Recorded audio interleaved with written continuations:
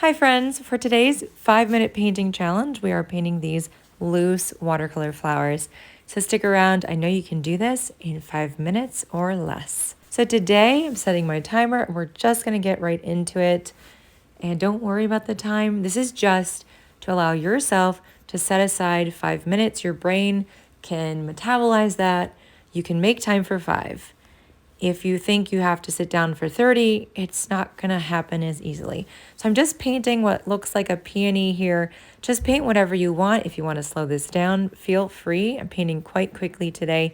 It's getting me out of my left brain and into my right brain, just putting brush strokes down on paper and not worrying about the results. So I'm doing some petals here and they're all pointing towards the middle. I've got 4 or 5 on the top, a few on the side, and a few underneath as well. We'll add in our centers later when this is more dry.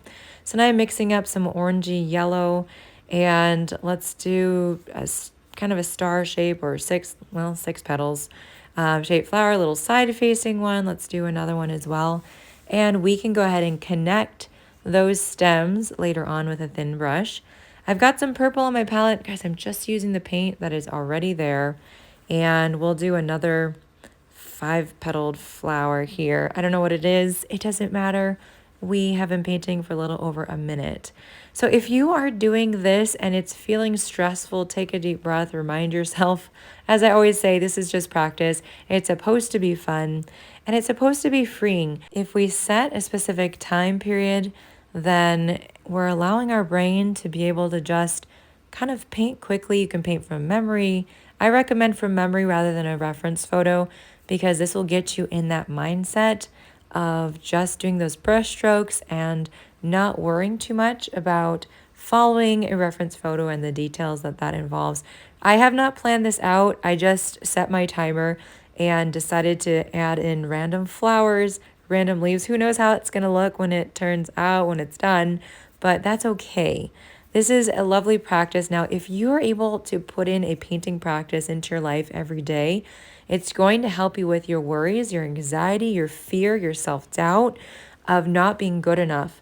Being able to put those brush strokes on paper and letting it be whatever it is helps you to let go of perfectionism. And perfectionism, I think, is the biggest reason why people don't get up and do art. Just this week, someone shared with me that although they don't feel they are perfectionistic in their life, when it comes to art, they are. And I can resonate with that because I feel the same way. Here I'm just doing some really quick C-curve shapes, just really light, quick half circles, then taking a clean brush, dab it on paper, and just blending out those edges. That is our rose, adding a little bit more pink saturated paint, especially in the middle, to create that shadowed look that we see in a rose with that tight center of petals. And so reminding yourself that this is a fun experience and this is supposed to be something that you do that helps you to get out of the funk.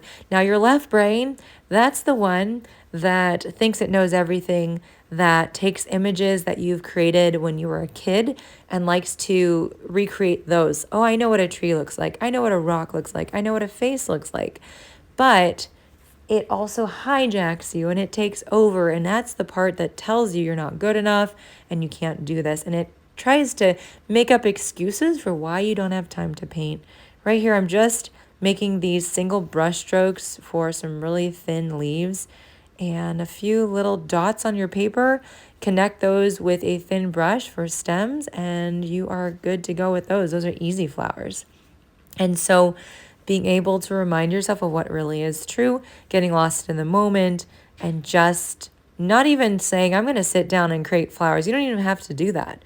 You can say, I'm going to sit down and I'm going to put cool brush strokes on paper. I'm going to take out all the brushes I own and see what they do, make swirly marks and circles and squares and basic shapes, and even go abstract, just playing around with color and how they mix together. You can even mix colors on the page, and that's quite fun to do. Adding in my centers here. I'm saying this is a peony. Doesn't have to be a peony, but my flower, as you can see, is still wet. I'm not even taking time to blow dry it because nobody's got time for that. I'm just adding in the yellow, and then I'm going to quickly add in some brown. I'm just dipping into that saturated paint. I'm not adding water to it, just using my wet brush. If you want to learn more about watercolor with me, with exclusive bonus content and tutorials, check out the link in the description. That's my Patreon account, where you can subscribe for as little as $2.50 a month or up, depending on the bonus content you want. Thanks, guys. I'll see you guys on the next video.